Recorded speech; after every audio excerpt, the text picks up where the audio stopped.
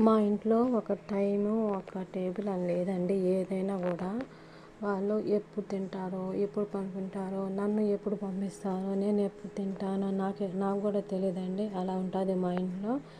ఈరోజు ఏంటంటే lunch fish చేశాను, నేను కుకింగ్ చేశాను చూడండి. కానీ ఇక్కడ బయట కంట్రీలో మనం వాళ్ళు ఇచ్చేదాకా మనం ఏది తినలేమండి. ఏంటంటే ఏదైనా కూడా మన చేతికి అందంది తినలేము. ఏదో ఒక ఇల్లు అలా ఉంటుంది, కానీ అన్ని ఇల్లులు అలా ఉండవు. కానీ నేను హత్తలో పనిచేసేటప్పుడు అయితే నాకు ఒక ఓనర్ లాగా ఉన్నాను నేను. నేను ఏ టైం పనుకున్నా ఏమనే కాదు, తిన్నా కూడా ఏమనేది కాదు. ఇంకా తిను అనేవాళ్ళు. నేను ఆ టైంకి నేను తినేది కాదు. కొంచెం అప్పుడు నేను డైట్లో ఉన్నాను. కానీ ఎన్ని చాక్లెట్లు, ఎన్ని ప్రతి ఒక్క తినే వస్తువులు కూడా ప్రతి ఒక్క చాలా ఉండేవి. కానీ ఆ టైంకి నాకు తినడానికి అంటే రాత లేదు, తినడానికి రాత లేదు. అంటే రాత కావాలి తినాలి అన్నప్పుడు మాకు దొరకదు, ఉన్నప్పుడే తినాలంటారు కదా, అదే టైము. అదృష్టం మాకు ఒకసారి రాదు, అదే చెప్తారు కదా, తలుపు తట్టుతుంది అదృష్టం అనేది. అలాగా ఆ అదృష్టం ఎప్పుడు వస్తుందో ఏమో తెలియదు, కానీ వచ్చినప్పుడే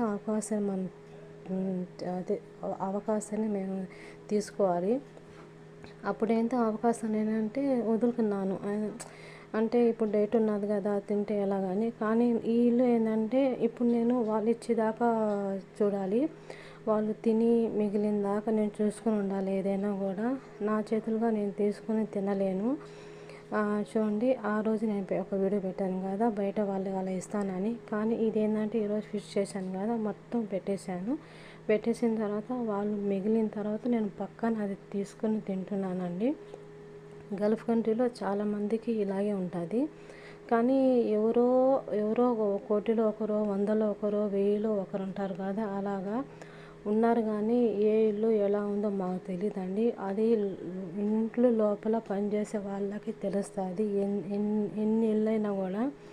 కానీ బయట నుంచి మనం చెప్పేస్తాము, అబ్బా ఏందబ్బా ఇది బయటకు పోయి బాగా బతికేస్తుంది, బాగా హ్యాపీగా ఉంది, బాగా ఎంజాయ్గా ఉందని. కానీ ఇక్కడ మనం కష్టపడే ప్రతి ఒక్క రూపాయి దగ్గర ఆ మెతుకు మీద అంతా ఎంత కష్టం ఉందో మాకే తెలుస్తుంది. కానీ బయట వాళ్ళు ఏమంటారంటే, అబ్బా పోయిందిలే ఎంజాయ్ చేస్తుందంటారు. కానీ ఆ ఎంజాయ్ వెనకాల, ఆ కష్టం వెనకాల మాకు ఎంత ఇబ్బంది ఉందో అది మాకే తెలుస్తుందండి. కానీ చెప్పే వాళ్ళే అందరూ 4 మాటలు చెప్పేస్తారు. ఇక్కడ మనం ఏం తింటున్నాం, ఎలా తింటున్నాం వాళ్ళకి తెలీదు. ఏదో ఫ్లైట్ ఎక్కిపోయిందిలే ఎంజాయ్ చేస్తుంది అనుకుంటారు. కానీ ఈ కష్టం మాకే తెలుస్తుంది, ఆ దేవుడికే తెలుసు. నా ఛానల్ కానీ మీకు నచ్చితే లైక్ అండ్ సబ్స్క్రైబ్ చేసుకోండి. థ్యాంక్ యూ సో మచ్ అండి. మీ